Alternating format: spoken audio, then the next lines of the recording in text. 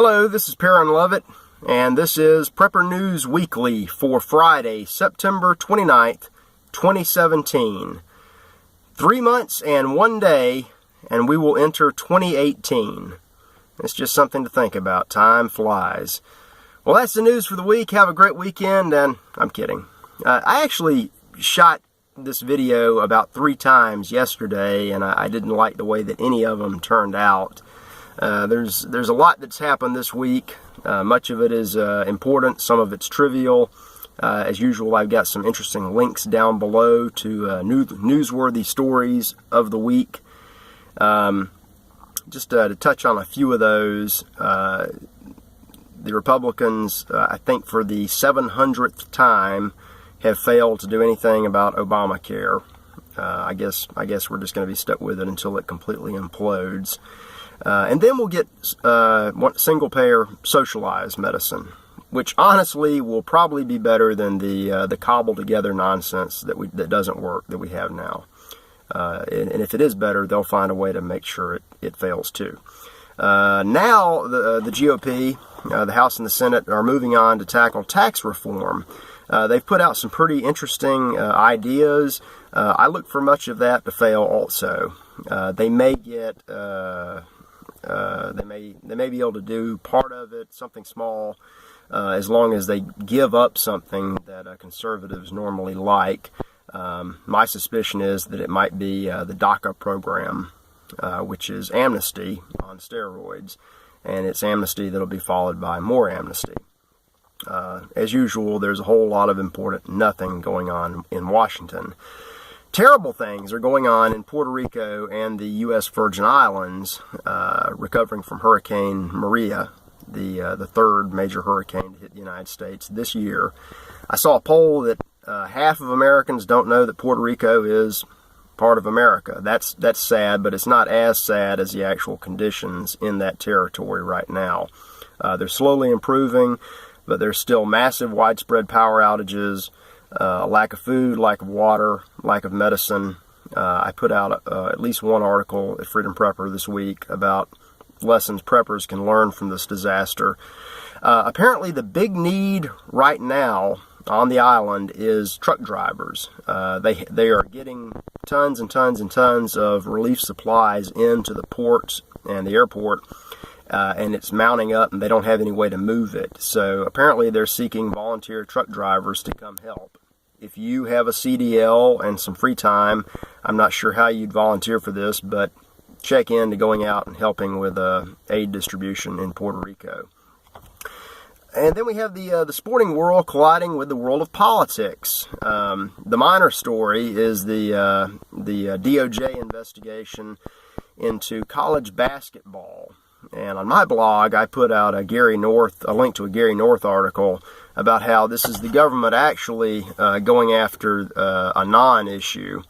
The real issue in college sports is that the NCAA is a cartel protected by the government, and the main point of the cartel is to take all of these billions of dollars and funnel it to the schools and the NCAA while paying the players nothing.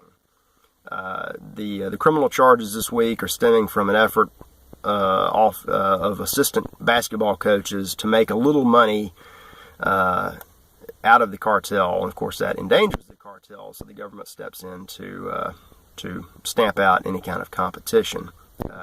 I may throw out a link to Gary North's article. Very eye-opening, if you care.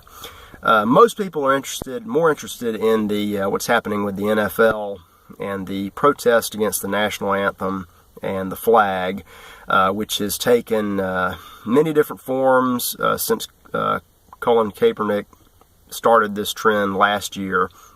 We're not quite sure at this point what's being protested, whether it's police brutality, Black Lives Matter, freedom of speech, the country, some other country. We don't know.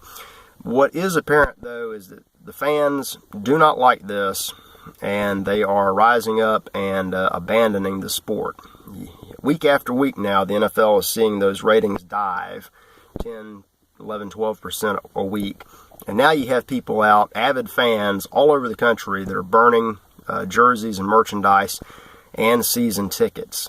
So if this keeps up, the league will have to do something because it's going to cut into their cartel money. And I'll have some links to that. My thoughts. This, I think this goes beyond civil rights. It goes beyond respect for the flag or disrespect. I think it goes way beyond beyond free speech. This isn't really free speech. If you're a paid employee, your free speech stops at the door of your workplace. You can't. Most places, you can generally say what you want to unless it's controversial, and then your employer will tell you to shut up or fire you if you don't. And he can do that because free speech under the First Amendment regards government action. The First Amendment starts out by saying that Congress shall pass no law, and Congress is not involved here. The NFL is. And by the way, the NFL, if you look at it, it's set up very much like a government agency itself. Interesting.